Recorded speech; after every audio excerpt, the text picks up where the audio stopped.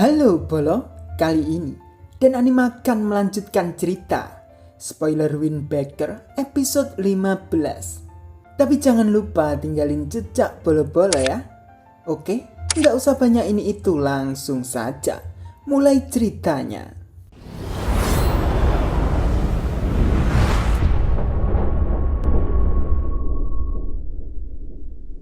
Kedatangan 5 preman petinggi gengkil itu, tim Sakura pun sedikit kewalahan untuk menghadapinya. Dan ini nama para petinggi gengkil itu: Takeru Kongo, Shiu Kirishima, Taishi Mogami, Renji Kaga, dan Hansuke Tun. Dan Sakura pun berhadapan dengan Kongo. Kongo pun terus menyerang Sakura dengan pipa besinya. Namun Sakura hanya menghindari terus. Dan Kongo menyerang Sakura sembari tertawa dan banyak bacot, hingga membuat Sakura pun semakin marah. Dan Suge berhadapan dengan Shiu, hingga Suge kena serangan dari Shiu sampai Suge pun terpental. Dan Sugishita berhadapan dengan Taishi. Dengan Taishi melihat Sugishita yang punya badan besar dan kelihatan kuat, Taishi menganggap akan menyenangkan. Dan Kiryu berhadapan dengan Renji. Namun mereka belum gelut masih mengejek dengan omongannya. Karena Kiryu menghindari serangan hanya loncat-loncat saja. Dan Renji menganggap Kiryu seperti cewek. Karena dandanan Kiryu selalu setil. Dan Renji pun akan mengacak-acak rambut Kiryu yang sok cantik itu. Dan Suo juga berhadapan dengan Hansuke. Karena Suo melindungi Nirai di belakangnya itu sedikit merepotkan. Dan itu malah membuat Hansuke semakin mudah untuk menghajar Suo. Dan yang lainnya pun masih bertarung.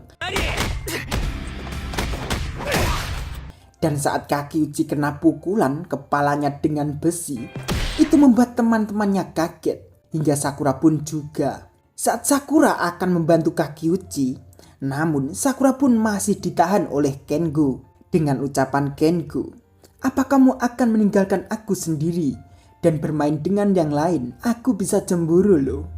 Mendengar ucapan itu, Sakura pun semakin marah dong.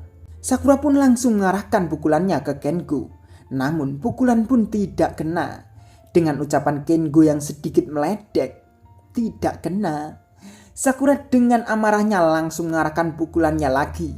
Namun kepala Sakura langsung dihantam oleh pipa besi. Sampai-sampai Sakura pun terdiam sejenak dengan darah di mukanya. Kengo pun masih dengan ucapannya, karena sering mendengar Sakura membantu orang lain. Kamu harus juga melihat di sekelilingmu, Cok. Dan salah satu gengkil itu yang ada di atas melihat pertarungannya pun sangat senang, walaupun tadi kalah. Karena 5 orang yang kuat Boburin membantu yang lainnya. Tapi setelah mengganti cara bermainnya, karena 5 orang yang kuat sudah dihadang satu persatu, mungkin gengkil akan menang. Karena Furin tadi khawatir dengan sesamanya, makanya mereka tak akan bertarung dengan bebas. Dengan percaya dirinya gengkil itu menganggap Furin anak ayam.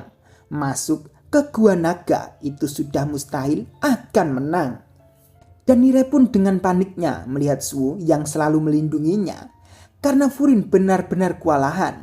Dan Nirai menyadari karena selama ini cuma berharap ada yang melindunginya. Dengan Nirai mengingat ucapan Sakura kemarin itu, Nirai pun langsung berlari untuk ikut bertarung dan membantu temannya. Dengan serangan Nirai, untung saja Nirai berhasil menjatuhkan gengkil itu. Namun Nirai pun langsung dihajar balik dong. Sampai-sampai Nirai pun terkapar. Ngerepotin lagi. Dan Sakura pun berhasil menghantam Kengo. Dengan Sakura melihat ke arah Nirai, Sakura pun sedikit panik. Dan semua Furin pun juga melongo.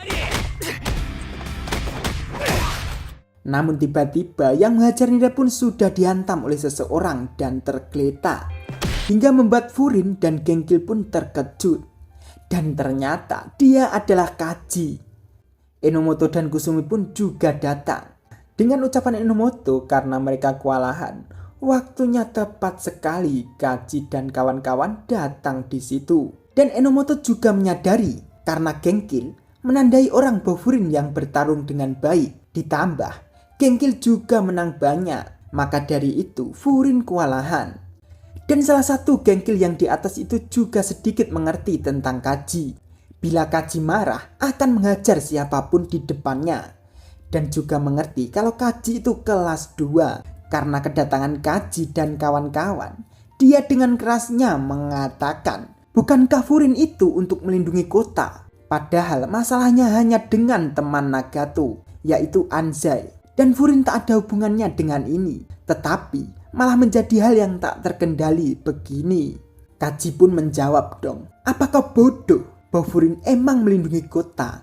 Dan itu artinya tugasnya adalah melindungi kota dan isinya, termasuk orang-orang dan kenangan di dalamnya. Dan anggota Bofurin itu adalah masyarakat yang ada di kota itu. Dan jika sesuatu terjadi pada salah satu Bofurin, itu adalah tugas Bofurin untuk melindunginya. Namun Genki pun malah semakin meledek dengan ucapannya, Apa? Apa sih maksud kalian? Kalian benar-benar bodoh ya? Kaji pun langsung mewarah dong. Dengan keras teriakannya, beraninya menyentuh sesuatu milik Furin. Itu artinya apa yang akan kalian terima jika melakukan itu? Hingga sebagian Genki pun merinding mendengar teriakan Kaji. Dan Furin yang lain pun sampai melongo. Lalu Genki itu menyuruh anggotanya untuk cepat membereskan Furin. Dengan ancamannya nyawa Furin menjadi taruhannya. Dengan memegang kepala Nagato, apa mau jadi seperti ini? Kaji mendengar itu pun semakin marah dong. Enomoto dan Kusumi pun langsung menyerang dong.